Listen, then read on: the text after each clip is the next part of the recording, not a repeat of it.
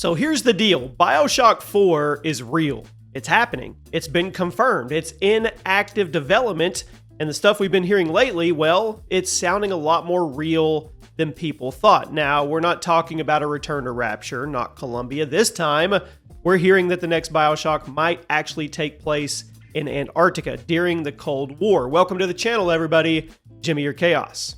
This game was announced back in 2019 and then silence. But I want you guys to stick around. In the second half of this video, we're going to talk about how this game might actually tie into Infinite's ending and how it could change the entire structure of Bioshock's world building and what that means for the future of the franchise. We are going to cover everything when it comes to the next Bioshock, which everybody is calling Bioshock 4 until we hear something different. So as always, guys, drop a like, make sure you're subscribed, turn on those notifications, and a big thank you to everybody that comments on every single video. I see the community, and I truly, truly appreciate what we're building here on the channel. And yes, I read every single comment.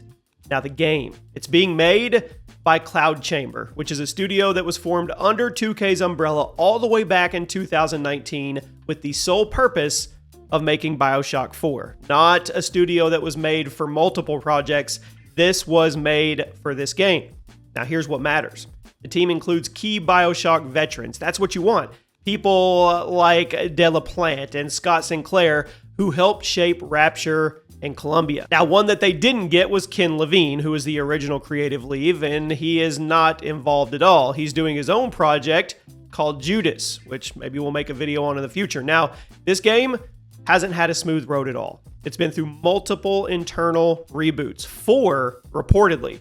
There was turnover at the top, there were delays, and even full-on shifts in direction. But according to multiple leaks and insider sources, development stabilized in 2023, and it has been steadily chugging forward ever since then, which is good news for Bioshock fans. Take-Two listed it in their financial roadmap for fiscal 2025, which runs until March 2025. So this thing isn't vaporware. It is very real. It's just flying under the radar at the moment. Now, here is where things start to get good. Multiple insiders, including Colin Moriarty, have confirmed that the game is set in Antarctic city in the 1960s called Borealis. Now, this isn't just a backdrop. It sounds like a core part of the game's themes, an isolated, cold, retro-futuristic city built during the Cold War.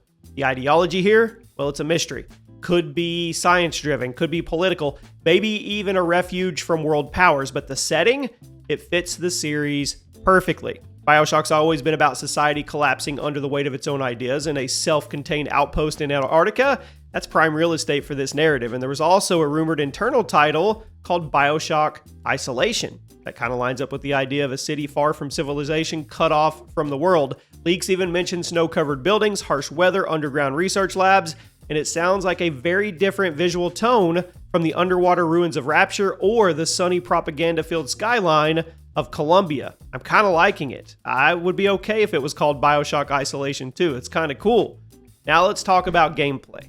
Bioshock's combat formula, I think we can all safely say it's iconic, right? One hand for weapons, one hand for powers. I don't think that's going away. Early leak screenshots showed off abilities like electricity, magnetic manipulation, and a time-slowing mechanic. There was even a weapon called the Ricochet Shotgun, which that honestly sounds kind of sick. And all of this is being built on the Unreal Engine 5, which that is a massive leap over what Bioshock Infinite used. This means denser environments, better lighting, smoother transitions, and a much more immersive presentation for the game as a whole. And more importantly, there's no sign of multiplayer. This is a focused, narrative-driven, single-player experience. You guys remember when people were saying, single-player games can't make it, there's not enough to them.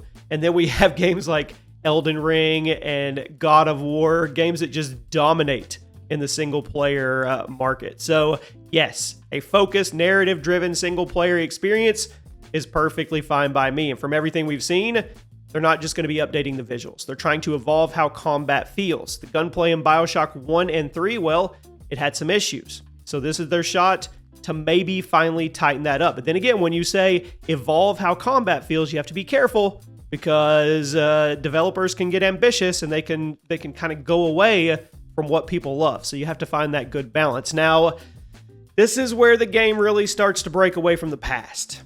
More open Bioshock. Based on job listings and insider claims, Bioshock 4 is shaping up to be a, are you ready for this? semi-open world game.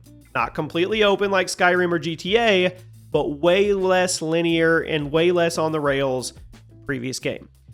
Think hub zones, branching story paths. You make decisions and they send you off in a different direction. Side quests. There's going to be a bigger emphasis on exploration, world building, and player freedom. Is that something you want? I don't know. You guys let me know in the comment section. I know when I say side quests, people maybe tense up a little bit, so you give me your thoughts on that. And job posts have specifically mentioned sandbox-style gameplay and multiple approaches to encounters. To me, that means stealth, dialogue, hacking, maybe just blowing everything up. You get to choose, you get to determine how you attack the game. The design is shifting toward giving the player more agency, and I think that's a good thing. We'll see. It's also the first time in the series where backtracking might not be such a big pain. If you've played the others, you already know what I'm talking about. The devs are aiming for minimal backtracking while still offering depth and detail in the environments. Now, I mentioned at the beginning of the video, we were going to talk about how this ties into the rest of the series. Insiders have confirmed that Bioshock 4 will have narrative connections to past games. I think that's a no-brainer. That'd be dumb if they didn't, right? The phrase, "there's always a lighthouse, a man, and a city," still applies. A leak screenshot even shows what looks like another lighthouse in the icy skyline. So yeah, this could be another timeline or universe in the same multiverse that we saw in Infinite. Now, whether that means direct references to Jack, Elizabeth, Comstock, we don't know. It remains unclear at the moment, but there's a decent chance the game will play with those themes. I mean, you have time, you have identity, you have ideology, all that stuff that Bioshock does really good. And if this really is the same multiverse, it's going to open the door for some serious fan service for us. Audio logs from Rapture, maybe, notes from Columbia's Fall. All of that is on the table, and all of that could be fair game. I mean, the vibe right now is that this is a new chapter, but it's still part of the same universe, which to me, that makes the nostalgia just ring through. The rose-tinted goggles are on. That's what I want. But it's not all good news.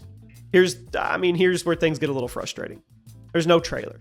No gameplay reveal, but we do know it's in active development. Take-Two revealed their fiscal roadmap. They had placed Bioshock 4 in that fiscal year 2025. Well, we know that's not happening, right?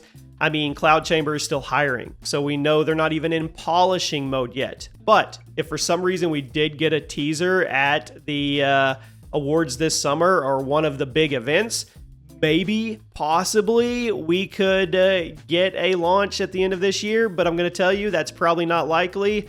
Matter of fact, I'm going to walk that back. There's no way. There's no way.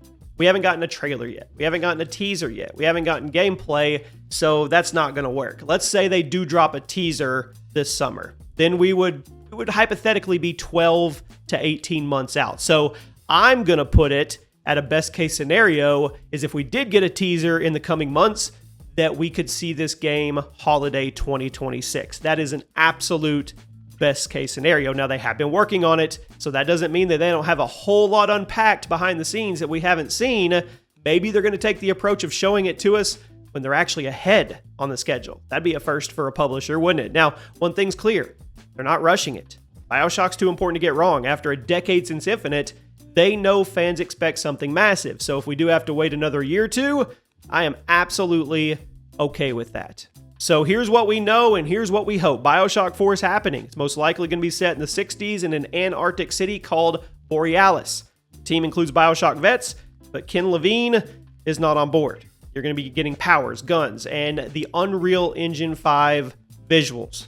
The thought is it could be semi-open world, so deeper systems, more freedom, more choices for you and me, and it might just tie everything together from Infinite's multiverse idea. So let me know what you guys think. Are you into the setting? Do you want a more subtle tie into the old games, or you want something bold and new? And how long are you willing to wait if it means they're actually going to get it right? I hope you guys have a great day. I'll see you soon.